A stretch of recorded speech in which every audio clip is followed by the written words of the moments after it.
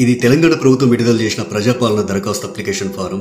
కాంగ్రెస్ ప్రభుత్వం అమలు చేస్తున్న 6 గ్యారెంటీల లబ్ధిని పొందేందుకు ఈ అప్లికేషన్ ఫారంలో అడిగిన అన్ని వివరాలను కరెక్ట్ గా నింపాల్సి ఉంటుంది. ప్రజాపాలన దరఖాస్తులను ఎలా నింపాలో ఈ వీడియోలో చూద్దాం. ఈ దరఖాస్తు సంఖ్యను ప్రభుత్వం వారు చూసుకుంటారు. మీరు దీంట్లో ఏం రాయకండి. కుటుంబ వివరాల కింద మీరు కొన్ని వివరాలు రాయాల్సి ఉంటుంది. ఇక్కడ మీ పూర్తి పేరు రాయండి. ఇక్కడ ఇంటి యజమాని స్త్రీ అయితే స్త్రీ అని టిక్ చేయండి, పురుషుడైతే పురుషుడి దగ్గర టిక్ చేయండి, ఇతరులైతే ఇతరుల దగ్గర టిక్ చేయండి.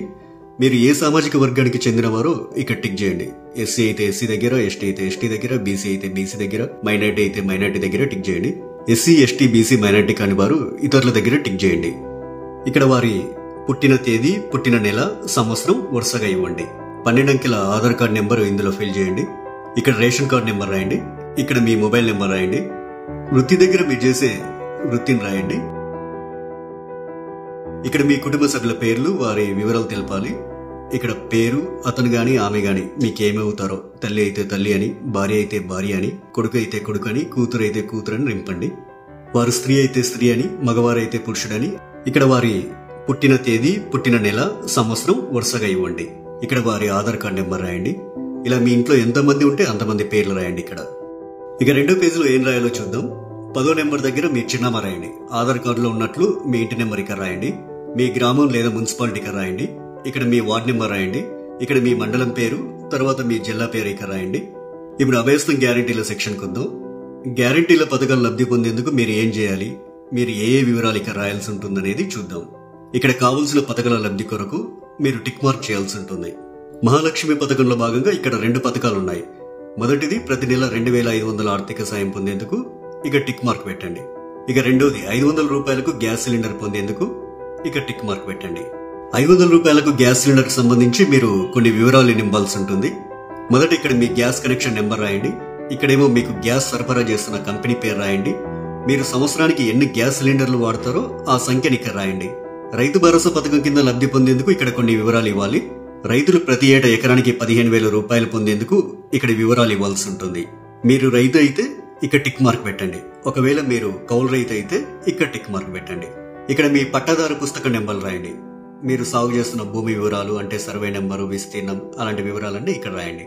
మీరు వ్యవసాయ కూలీలైతే ఏటా ఇచ్చే 12,000 రూపాయల కోసం ఇక్కడ టిక్ మార్క్ చేయండి. ఇక్కడ మీ ఉపాధి హామీ కార్డు నెంబర్ రాయండి. మరో గ్యారంటీ ఇంద్రమ్మ ఇండ్లు పథకం లబ్ధి కొరకు ఇక్కడ కొన్ని వివరాలు ఇవ్వాల్సి ఉంటుంది. ఇల్లు లేని అర్హులైన కుటుంబం వాళ్ళు ఈ వివరాలు ఇవ్వాలి. ఇంటి నిర్మాణం కోసం ఆర్థిక సాయం పొందేందుకు ఇక టిక్ మార్క్ చేయండి.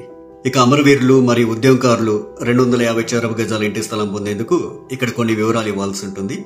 మీది అమరవీరుల కుటుంబం అయితే ఇక్కడ టిక్ మార్క్ పెట్టండి. ఇక్కడ మీ కుటుంబంలోని అమరవీరుల పేర్లు రాయండి. వారు అమరులైన సంవత్సరం రాయండి. FIR నెంబర్ రాయండి. డెత్ సర్టిఫికెట్ నెంబర్ రాయండి.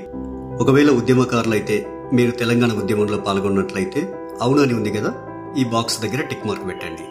ఒకవేళ పాల్గొనకపోతే కాదు అనే బాక్స్ దగ్గర టిక్ మార్క్ పెట్టండి. అవును దగ్గర టిక్ మార్క్ పెట్టినట్లయితే కొన్ని వివరాలు రాయాల్సి ఉంటుంది. సంబంధిత FIR నెంబర్ మరియు సంవత్సరం ఇక్కడ రాయండి. ఒకవేళ జైలుకు వెళ్లి ఉంటే ఆ వివరాలు ఇక్కడ రాయండి. ఇక్కడ జైలు పేరు రాయండి. ఇక్కడ స్థలం పేరు రాయండి. ఇక్కడ మీరు అనుభవించిన శిక్షా కాలం అంటే ఎన్ని రోజులు, ఎంత కాలం అనేది ఇక్కడ రాయండి. తరువాత గృహజ్యోతి పథకం. గృహజ్యోతి పథకం కింద ప్రతి కుటుంబానికి 200 యూనిట్ల కరెంటు ఫ్రీగా ఇస్తుంది కాంగ్రెస్ ప్రభుత్వం. ప్రతి నెల దాదాపు మీరు ఎన్ని యూనిట్ల కరెంటు వాడతారో ఆ వివరాలు ఇక్కడ ఇవ్వాల్సి ఉంటుంది. 100 యూనిట్ల వరకు వినియోగిస్తే ఇక్కడ టిక్ చేయండి. 100 నుండి 200 యూనిట్ల వరకు వినియోగిస్తే ఇక్కడ టిక్ మార్క్ చేయండి. 200 యూనిట్ల కంటే ఎక్కువగా ఉపయోగిస్తే ఇక్కడ టిక్ చేయండి. మీ మీటర్ నెంబర్ను ఇందులో రాయండి. చేయూత పథకం. ప్రతి నెల చేయూత పథకం కింద వృద్ధులకు 4,000 రూపాయలు, దివ్యాంగులకు 6,000 రూపాయలు ప్రభుత్వం ఇస్తుంది. మిమ్మల్ని దివ్యాంగులుగా గుర్తిస్తూ ప్రభుత్వం మీకు ఇచ్చిన సదరం సర్టిఫికేట్ నెంబర్ ఇక్కడ రాయండి. మిగతా వారు వృద్ధులైతే ఇక్కడ, గీతా కార్మికులైతే ఇక్కడ, డయాలిసిస్ బాధితులైతే ఇక్కడ, బీడీ కార్మికుల జీవన భృతి పొందే వాళ్ళైతే ఇక్కడ, ఒంటరి మహిళా జీవన భృతి పొందాలనుకునే వారు ఇక్కడ, వితంతు పెన్షన్ కోసం ఇక్కడ టిక్ మార్క్ చేయండి. చేనేత కార్మికులైతే ఇక్కడ టిక్ మార్క్ చేయండి. ఎయిడ్స్ వ్యాధిగ్రస్తులైతే ఇక్కడ టిక్ మార్క్ చేయండి. పైలేరియా బాధితులు ఇక్కడ టిక్ మార్క్ చేయండి. బీడీ టేకేదర్ జీవన భృతి వాళ్ళు ఇక్కడ టిక్ మార్క్ చేయండి. ఈ అప్లికేషన్ ఫామ్ కు మీ ఆధార్ కార్డ్ జిరాక్స్, తెల్ల రేషన్ కార్డ్ జిరాక్స్ కాపీని జత చేయాల్సి ఉంటుంది. ఇక్కడ మీ సంతకం, ఇక్కడ మీరు అప్లికేషన్ ఇచ్చిన తేదీ రాయండి. మీ ఊర్లో ప్రజాపాలన సదస్సులు పెట్టినప్పుడు ఈ అప్లికేషన్ ఫామ్ తీసుకెళ్లి వారికి ఇవ్వాలి. ఇక చివరిగా ప్రజాపాలన దరఖాస్తు రసీదు ఉంటుంది.